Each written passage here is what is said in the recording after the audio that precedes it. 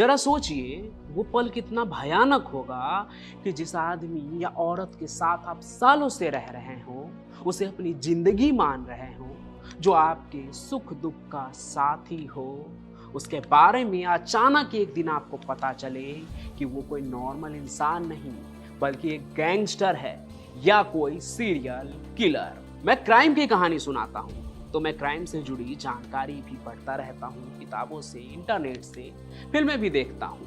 और हाल ही में मैंने नेटफ्लिक्स पर एक फिल्म देखी थी, महाराजा, जिसमें अनुराग कश्यप एक सीरियल किलर और लुटेरा होता है और उसकी पत्नी को ये बात कई सालों बाद एक बच्ची हो जाने के बाद उसकी गिरफ्तारी से पता चलता है।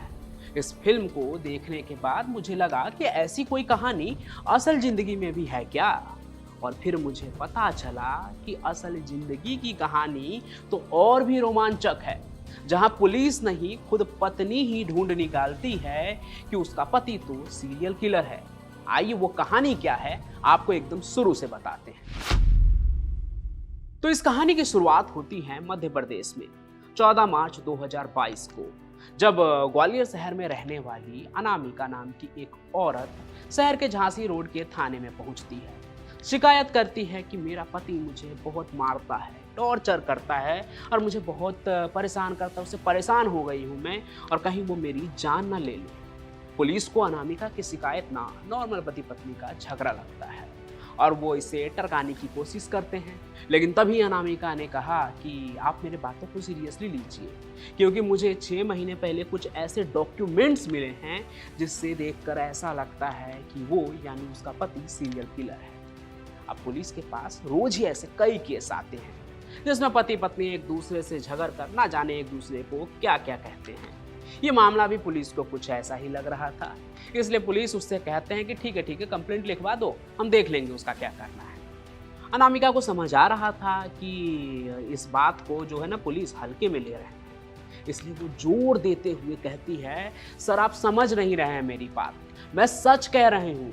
6 महीने पहले घर की सफाई के दौरान पति के बक्से में मुझे कुछ डॉक्यूमेंट्स मिले हैं और उसमें उसके नाम भी ना अलग अलग है, उसकी पहचान अलग है, उसने कई लोगों की जान ली है और मेरी भी ले सकता है।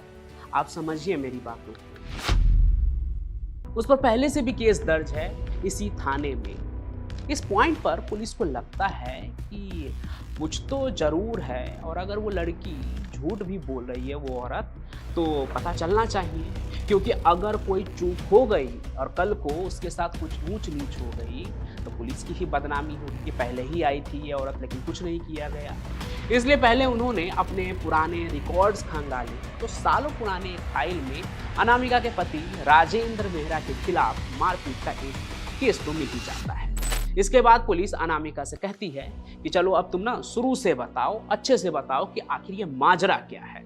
अनामिका बताती है कि वो साल 2014 का था जब वो ट्रेन से दिल्ली जा रही थी और उसी ट्रेन में उसकी मुलाकात एक जवान लड़के से हुई, नाम राजेंद्र मेहरा।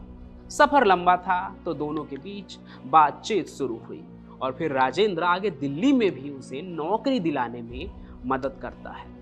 अनामिका उसके पहुंच से इम्प्रेस हो जाती है और वो शादी कर लेते हैं। फिर वो दिल्ली छोड़ ग्वालियर में रहने लगती है अपने पति के साथ।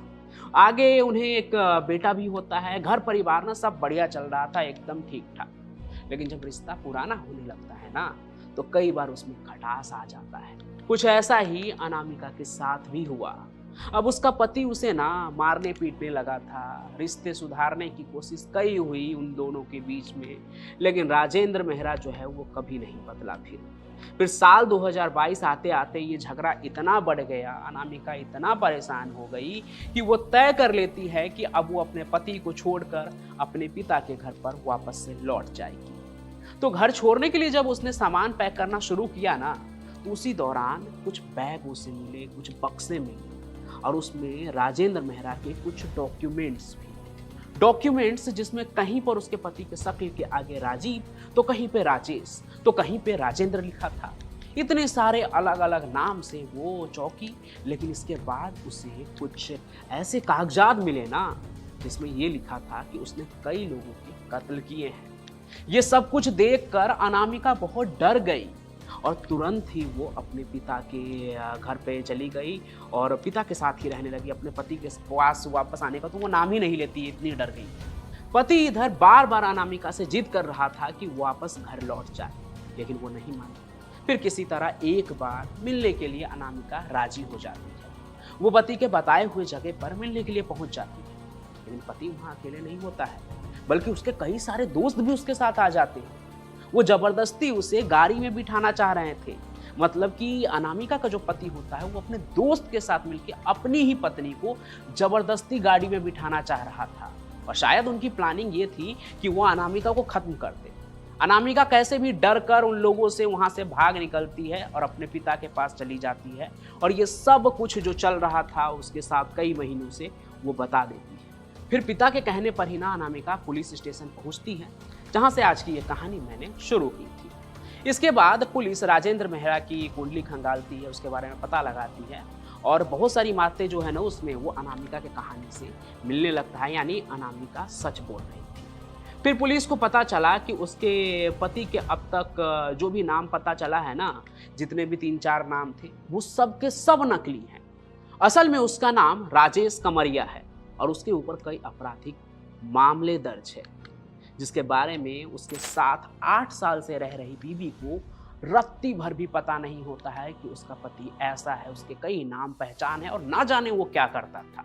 और फिर अनामिका को एक दिन वो सच पता चला जिसने उसे अंदर से हिला दिया, डरा दिया, क्योंकि अगर वो थोड़ी सी भी और देरी कर देती ना, तो क्या पता अगला नंबर उसका ही होता। क्योंकि रिकॉर्ड से पता चला कि अनामिका का जो पति है यानी राजेश, वो 2014 से ही 36 लाख की धोखाधड़ी के मामले में फरार चल रहा था। उसी साल से जब वो अनामिका को ट्रेन में मिला था। इससे कुछ साल पहले, यानी कि ट्रेन में मुलाकात होने से कुछ साल पहले, राजेश की जो है यानी अनामिका के जो पति है उसकी मुलाकात ग्वालियर में रहने वाले मनोज गहलोत से हुई, जिसके बाद वो दोनों दोस्त बन गए और एक दूसरे के घर भी आने जाने लगे। फिर इन मुलाकातों के दौरान ही उसने मनोज की उससे 10 साल बड़ी पत्नी को देखा और उसको अपने प्रेम जाल में फंसा लिया। और फिर कई बार मनोज की गैर मौजूदगी में उसके साथ नाजायज संबंध बनाए। आगे उसने बताया कि साल 2011 में उसने एक दिन मनोज को बियर में नशीली गोलियां डालकर बेहोश कर दिया और फिर उसका कत्ल कर दिया। इसके बाद मनोज की लाश को एक नदी में फेंक दिया। उसका कुछ पता किसी को भी नहीं चला कि आखिर मनोज के साथ हुआ क्या। जब मनोज कई दिनों तक लापता रहा तो उसके घर वालों ने गुमशुदगी की रिपोर्ट दर्ज करवाई। घर का बेटा गायब हुआ था तो माँ बाप रिश्तेदार परेशान तो होंगे ही, लेकिन इधर इससे पहले कि किसी को उन पर शक होता राजेश और मनोज की पत्नी पर, वो मनोज की पत्नी को लेकर, जो इसका नाम गीता होता है, भाग जाता है, उससे शादी कर लेता है। उत्तर प्रदेश में गीता का एक घर होता है, वहाँ रहने लगता है। इसी दौरान उसने फिर से एक साजिश रची।